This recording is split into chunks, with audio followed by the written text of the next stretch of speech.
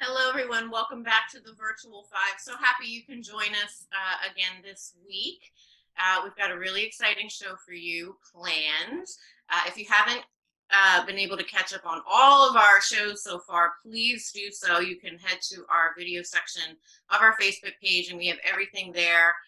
Last week, we kind of guided you through our process from listing to closing, and business is happening, so please reach out to us. We have about 30 years of experience here collectively, so we can definitely take care of anything real estate related for you. And hopefully you've brought some friends with you and a drink, and you can enjoy our show today. And every Thursday we're here at 5 o'clock. So I'm Nicole Rymer. I'm part of the Virtual Five. Let me introduce the rest of the team. We have Carmella Smith, Becky Hartley, Gary Hartley, and Jeinny Greenwald. And that rounds out our Virtual Five team. So we look forward to hopefully working with you. And if you have any questions, our page is live 24/7. You can always reach us. So, there's many different facets to a real estate deal, and so many things can go wrong. And today we're going to talk a little about permits and code violations, something that you probably don't even think of, that I think every one of us here can raise our hand that's been an issue in a deal, usually right before a deal needs to close is usually the issue. So it's a really important topic that we're going to discuss. And we have our expert here today, Sens with Boss Construction Group. How are you? Hi, how are you guys doing? We're doing great. Thank you so much for being here today. Like I said, I think it's a topic that most people, if you're not in the industry or maybe bought a house and never had to deal with it, you wouldn't know that this is a pretty big topic. Absolutely. My background is as a municipal inspector for a couple municipalities in Broward. A lot of my family's in real estate, third generation real estate, and again, I was constantly having agents with a lot of trouble, and they were coming to me like you're saying, right before a closing. And so what I started doing with the real estate boards and a lot of offices like we met in December is I started educating realtors on the importance of doing a lien search early. So understanding, and this is a South Florida problem, these open permits and code violations. So again, that's very important.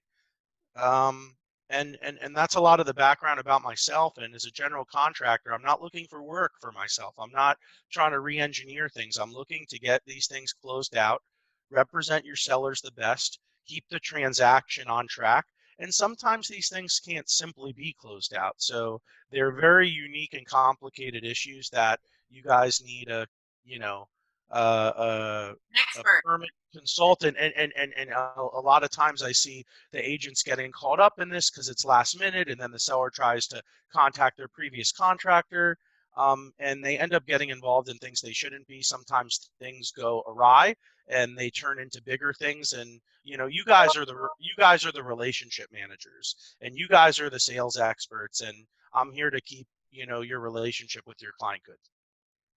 Well, that hit everything. Like I said, I've had it recently have that issue like a week before closing, and it delayed closing. You've had issues where the companies no longer exist that didn't have Sure. a permit. That's happens a lot in South Florida, unfortunately. So I'm happy you're here to kind of guide us through and give some really useful information because it is an issue. So you brought up you work with different municipalities. So that's actually my first question. Are Sure. there different permit restrictions, code restrictions, or violations that are specific to each county, municipality, town, or is it more of a statewide thing? I'm glad you asked that, Nicole. We'll start from the state. The state of Florida and House Bill 447. So Florida realtors were lobbying the state legislature for a long time to instruct the local building officials if something's older than 6 years, excuse me, and it's not a violation and it's not a health safety matter, they were instructed to close those things out. Again, most of these contractors, they've got paid full 100%. But again, this either a permit hasn't been issued, or the permit expired, or there's a lien or code violation. So there's a couple different tiers. But so the state legislature instructed the local municipalities close these things out. The building official in each municipality, which there's dozens and dozens of in the Tri-County area, they are the ultimate judge. They could take the state code further. For example, like around a pool that was built after 2000, you have to have a 4-foot fence. Well, the city of Weston took that, uh, expanded upon that, and took that a little heavier in magnitude and said you have to have a 5-foot fence. So the cities can take the Florida building code a little bit further. Cities also control zoning. They control landscaping, parking, any type of aesthetics to a building. So outside the building code, because I had a question from someone who was trying to convert into multi-units, outside the building code, you have the zoning code. So someone asked me, for example, what is the minimum square footage for an efficiency? And I knew that the building code has requirements, but the zoning code regulated that even further.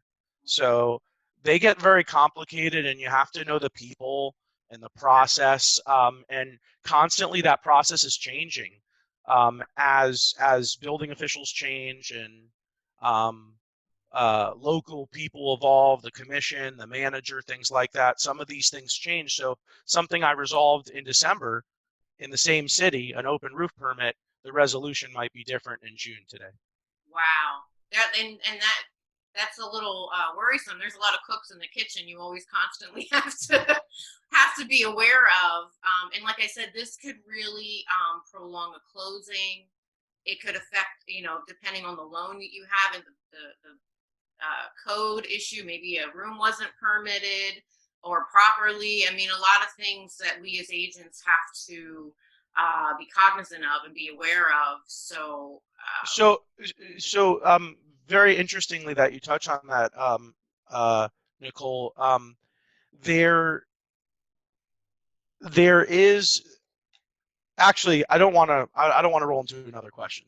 So okay, if it's important, say it. If it's important, say it. But okay, no, like what I was going to say is a lot of these agents, they're pulling lien searches very early in the game, when they list the property, and they're finding out about these deficiencies because they're so close to the closing.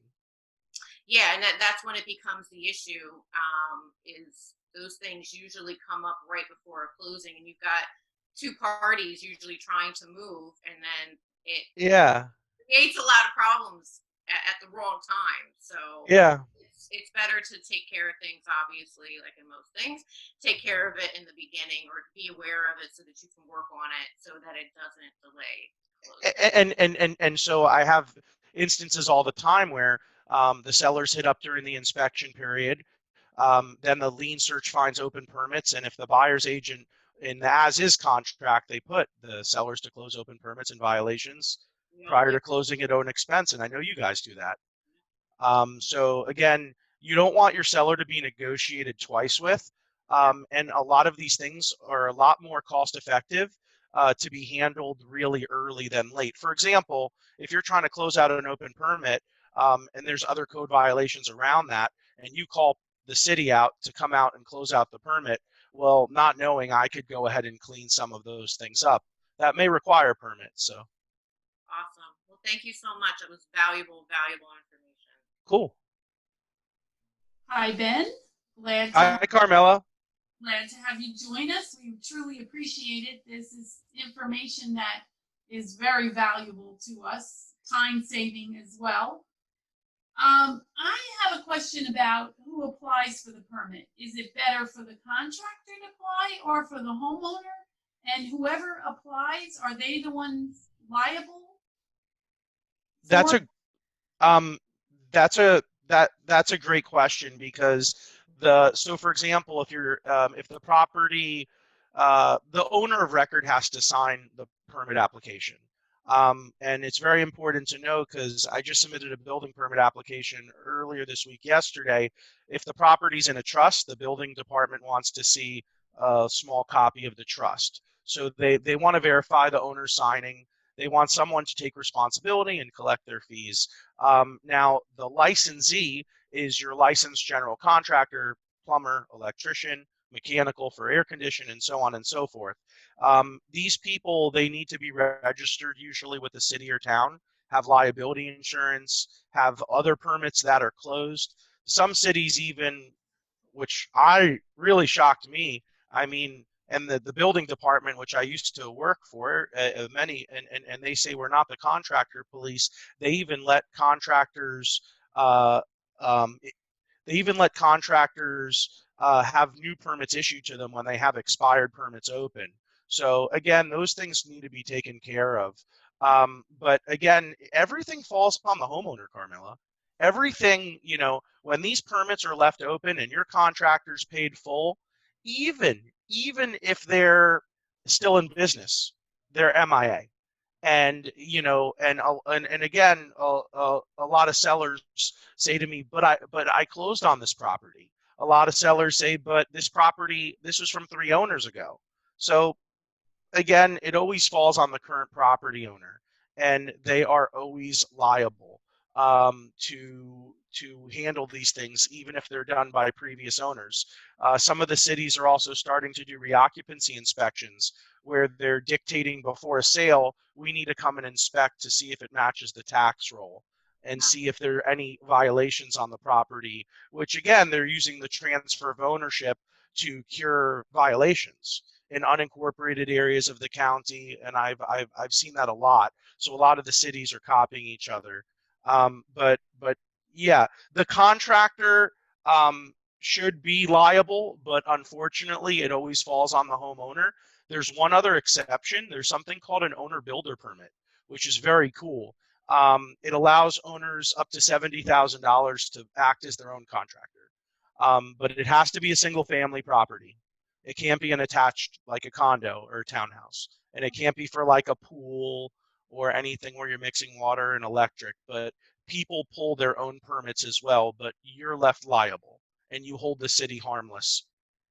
Okay, I have one follow-up to that then. An agent called me a couple of months ago and asked me my opinion. He was trying to get a permit taken care of. The homeowner couldn't do it. The building department, he said that he could apply as the contractor, as the realtor, and that would close it. But then that would stay with him forever. So Yeah, but that is that common? That's not very common at all. I learned about that 2 years ago when I was at 2300 Jog Road in unincorporated Palm Beach County. I was actually working with a close friend at the time, and he had told me that. He said, and if I'm not, if I think I'm answering this correctly, Carmella, the city, if you're selling your property, they will not let you do an owner builder. Yeah, it wasn't his property. He was the realtor of the property. Correct. So the county says if you're the owner, they're not going to let you do owner builder if they find out the property's on the market. They usually find out the property's been listed if they got a lien search request, an open permit search, or they have other ways of finding out. So Palm Beach County, which is the only place I've seen this, allows realtors to close out open permits in certain circumstances, because under the Department of Business and Professional regulations, realtors can handle construction up to like 1,000 or 1,500, which is, by the way, something that I would never, ever do. Not only do you have an interest in the sale, you're causing a possible liability to your brokerage and your real estate license. For example, I just advised a listing agent prior to listing the property because of the deficiencies that we found out about. Hey, maybe you should only list this property conventional or cash, because I know the deal won't work out FHA or VA.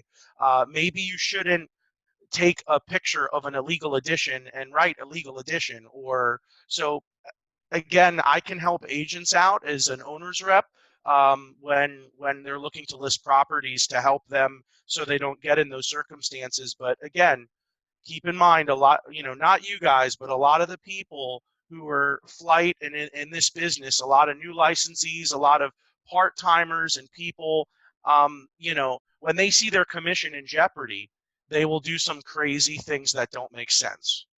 And again, this is where I've seen that 5 days, 6 days before the closing, the county lends a little carrot out at them, and the county and the building departments, they don't care. They just want someone to take responsibility under a license for it, collect their fees, and come out and inspect. But when I originally found out about that, Camilla, Carmella, I was very shocked. Yeah, I was very shocked they were letting that go on. Thank you. Hi Ben, how are you? Thanks for joining us. Hi Becky, what's up? Just interested in knowing what are the common types of updates that homeowners can do that don't require permits? So for example, like painting, baseboards, flooring in a single family residence doesn't require a permit, but in a condo it does because they check for the soundproofing or underlayment.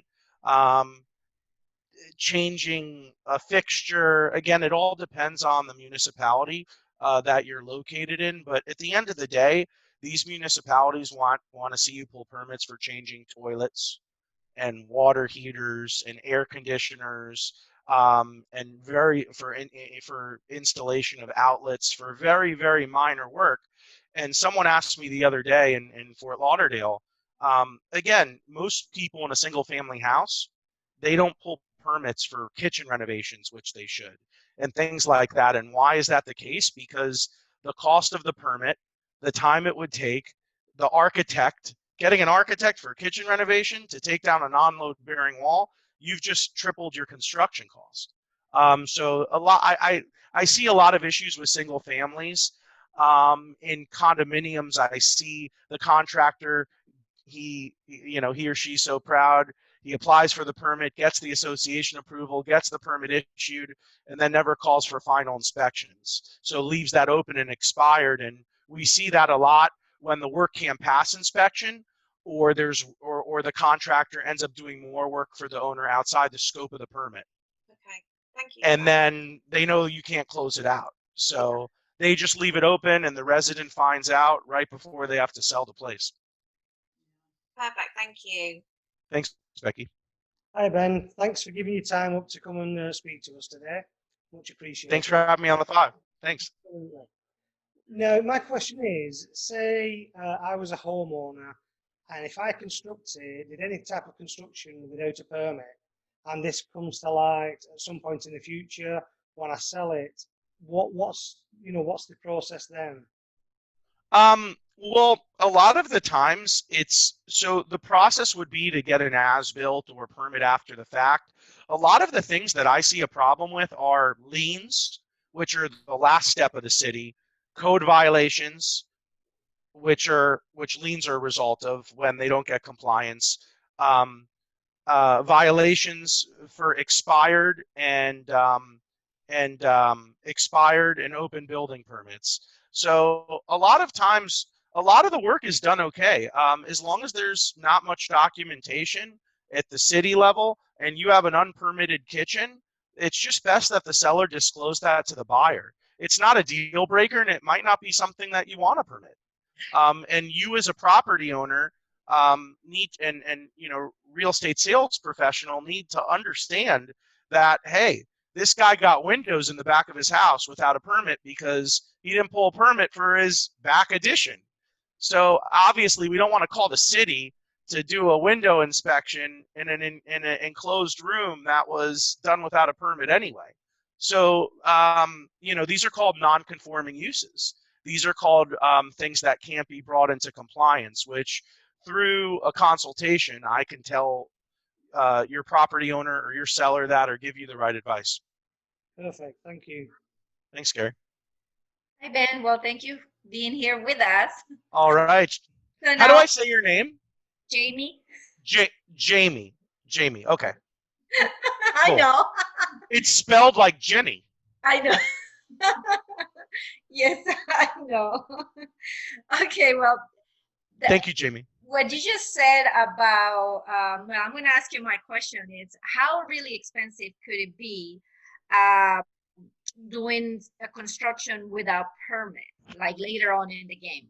So permitting after the fact could get very costly depending on the deficiencies. A lot of times, I'm just looking to get things right on the surface. So when I do a change of contractor, if it's an open permit or a new permit, the city comes in and everything looks good and we get through that right. To give you an example, I'm dealing with a listing in Century Village in Boca right now. The agent called me not because they had an open permit, not because they had a code violation or a lien on the property, because the condo association cited them for work without a permit. Condo association says to the seller, we're not going to approve any prospective tenants or any prospective buyers until you get a permit. They renovated small unit, $50,000 unit, was made for a flip, kitchen. It was a 1.5, so kitchen, bathrooms, everything. So again, something like that, they took down walls. They opened up the kitchen. It was on the first floor, so soundproofing really doesn't matter. The hot water heater, they relocated in the bathroom. They changed the electrical panel. They changed the tiling in the shower. So again, all of these things, you're looking at, $5,000, $7,500 to correct this deficiency. And the seller in this circumstance is in a condo. So they, and the association took a very strong stance. And I think the seller, who was an investor, and a lot of investors and flippers, when they hire people to do the work, they hire people who might be messy or unlicensed. So they leave the door open. They work after hours. They bother the neighbor. They don't seek any approval. So this is where the association takes a strong line, and the city does, and this is unincorporated Palm Beach County, and the county has too. One other follow-up in Riviera Beach, which is very interesting. A client purchased a property. Nothing came up on the lien search. So no open permits, no code violations, but they went to pull a roofing permit 3 years later because the roof was bad. And they had a flag in the system that there was kitchen and bathroom renovations. So no permit, no open permits, no code violations, but there was a little flag on the property when they went to the building department. So they would not release the roofing permit to the roofer until they got the kitchen and bathrooms permitted after the fact. So it's really important. It could, these margins on flipping are very small. Sellers who are end users, they're not in positions to pay this amount of money. And a lot of times, like I said earlier, after the inspection period, they get negotiated with. If the agent doesn't do the due diligence, they have problems with open permits and code violations. And who do you think they come after? They come after the agents. They come after the commission. The sale falls apart, essentially. And that's what we're trying to prevent from happening.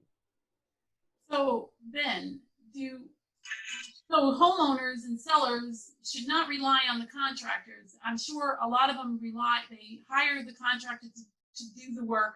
They apply for the permit, the contractor. So the homeowners should really do some investigating themselves and check with their contractors and make sure that they pulled the permit. The homeowner should actually, most building departments have an online portal that most of us use. Before you list a property, you can go online, and it's not an open permit search, which a lien search company conducts, and they cost a lot of money, and there's a lot of turnaround time. To kind of backtrack here, the reason why the lien search is pulled late is because the title company has to front the cost for the lien search, and then they get reimbursed. So if that's why they wait till after the inspection period or when they get the contract.